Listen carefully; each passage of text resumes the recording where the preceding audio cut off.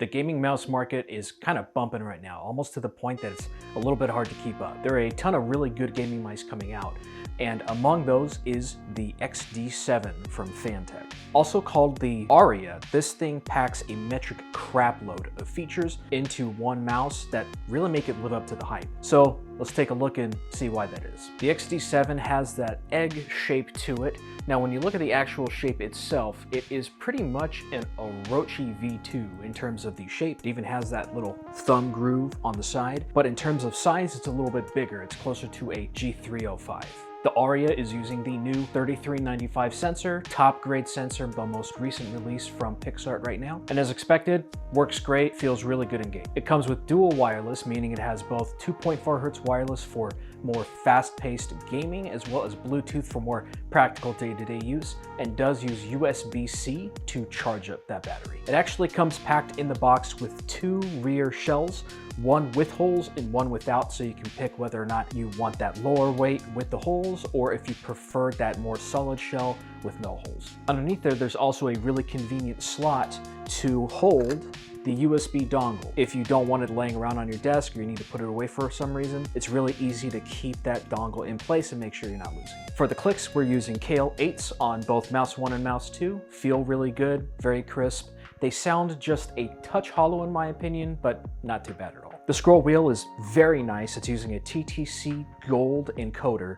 Very, very good steps, firm middle click, feels really nice. This is really great overall. The side buttons are a really good size, not huge, but very easily accessible. They're using Huano black shell white dots. There's a little bit of pre-travel and post-travel, but nothing significant. Really nice for side buttons on a mouse. Now it does have a DPI button, but it's on the bottom of the mouse instead of the top. It comes default with white PTFE skates, but there is an option to get it with Tiger Arc skates, which I ended up doing. The default ones were good. They're just your generic run-of-the-mill white PTFE skates. I do kind of like the Tiger Arcs a little bit more. They feel a little nicer. They come with a second set of replacement skates for those default skates that come with it, so it's pretty good value there. There's also grip tape included if you like that sort of thing.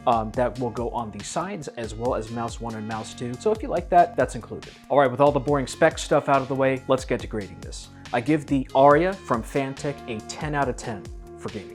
This was really made with gamers in mind, with that 3395 PixArt sensor, very, very responsive and snappy in game, super accurate, everything you'd expect from it. Now, realistically, you're not going to feel a huge difference from something like a 3370, but it is definitely, on paper, a better sensor. So you're getting top-of-the-line accuracy with this mouse. Now, I personally really like having optical switches in my mice, and this may not have optical switches, but in the downloadable program, you can adjust the debounce time for the switches all the way down to 0 milliseconds if you want to. For palm grip, small hands, all the way up to the smaller side of medium hands can palm grip this. I'm actually able to palm grip this myself pretty well, and it's a fairly comfortable fit. It isn't my favorite for palm grip, it isn't like my ideal, but it definitely feels fairly comfy in palm. For claw grip, pretty much anybody would be able to use this in a claw grip style. And for fingertip, on the larger end of the medium-sized hands all the way up to large hands, should be able to fingertip this fairly well. And because of that, it just makes it really good for gaming use, since it really covers a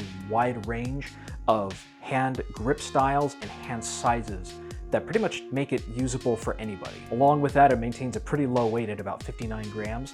There are some mice that are lower. This isn't necessarily super light by any means, but there are diminishing returns in my opinion after you get below a certain weight, at a point to which you start losing build quality or you start increasing the cost drastically. This is really the perfect medium. For me, like 60 grams, about there, is where it feels light enough that like I feel good. Any lighter than that, it just kind of feels like a toy in my hand. Wireless function with the 2.4 Hz was excellent. No stutters, no disconnects, worked great in game. Really, when it comes to gaming usage, there isn't much more you can ask of this outside of increased polling rate, but that's something that hasn't been really widely accepted just yet, and there are some arguments against using anything higher than 1000 Hz unless you're using a very, very high frame rate monitor either. Now, moving on to just your everyday use, the Aria gets a score of 8 out of 10. The addition of Bluetooth is what really increases the score for this for everyday use. Being able to use this on multiple devices with that Bluetooth as well as the 2.4 hertz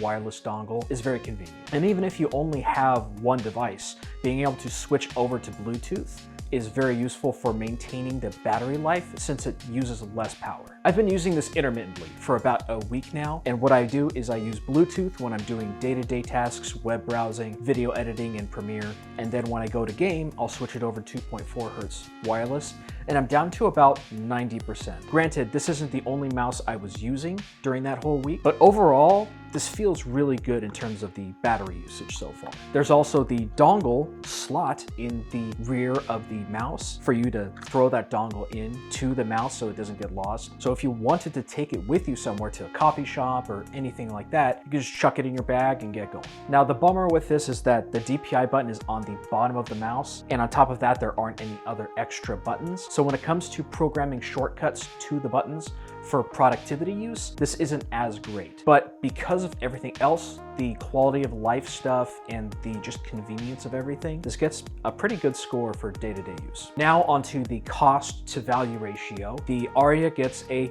10 out of 10. This thing just offers a stupid amount of really nice features for a very reasonable cost. For instance, the $33.95 sensor. A lot of other mice that are rocking that $33.95 sensor are considerably more expensive. Looking at Basilisk V3 Pro, the Death Adder V3 Pro, and the Viper V2 Pro, those all have the $33.95 sensors, but those are like $150. The Pulsar X2 is also another new mouse that feels very nice so far. I'm gonna get to a review on that one pretty soon. Even the X2, which is much more affordable than those Razer mice, is still about $100. It's $95 MSRP. The X2 is similar in low weight, but it doesn't have a swappable shell and it doesn't have Bluetooth either. Now you may not want those features, that's totally understandable, which for you, that cost becomes subjective because, well, if it's a feature that you won't use, it doesn't really matter. But objectively speaking, for what is in this mouse, the features that are in it, and what you get from it for the cost you put into it, this is a stupidly good value. And along with that, the overall build quality is very, very nice. I can squeeze the heck out of it on the sides and there's really nothing going on. Now, if you squeeze the bottom plate isn't super thick. So if you squeeze it, you do get a little bit of creaking. But please do not do that. Seriously, the only people that squeezing it like this is going to be valid for is like Dr. Claw from Inspector Gadget. Otherwise, if you have human hands, build quality is not going to be a problem for you. Now, for my personal opinion on the mouse, I give it an 8 out of 10.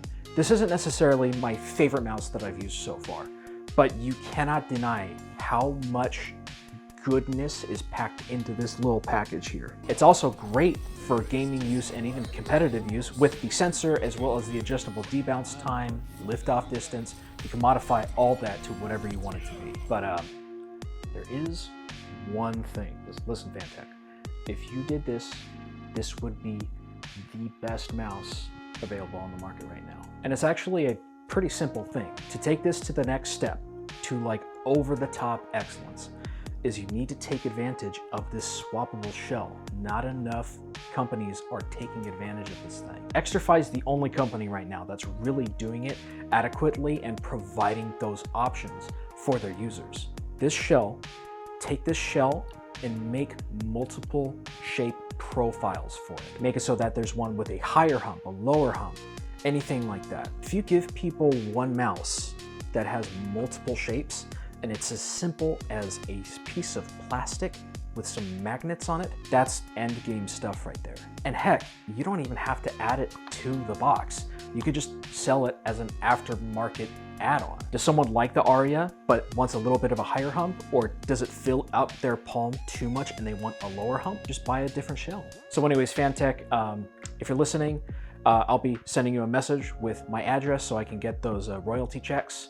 So yeah, looking forward to doing business with you. So that brings the overall Gecko grade for the Fantech XD7 Aria to a score of 9 out of 10. This really is one of the best mice available on the market right now at a very reasonable cost. This thing really is the full package with a lot of great quality of life additions and features, along with those top tier gaming components that make this great for nearly everybody. And it's at a relatively affordable price compared to a lot of other mice that pack those top tier features. If you're someone who's looking for a mouse that can really kind of do a little bit of everything, this is really more than just a jack of all trades. It can do exceptionally well at pretty much any task you want to put this mouse to. So this is very, very easily recommendable, at least from me. But anyways, thank you so much for watching. You guys take care.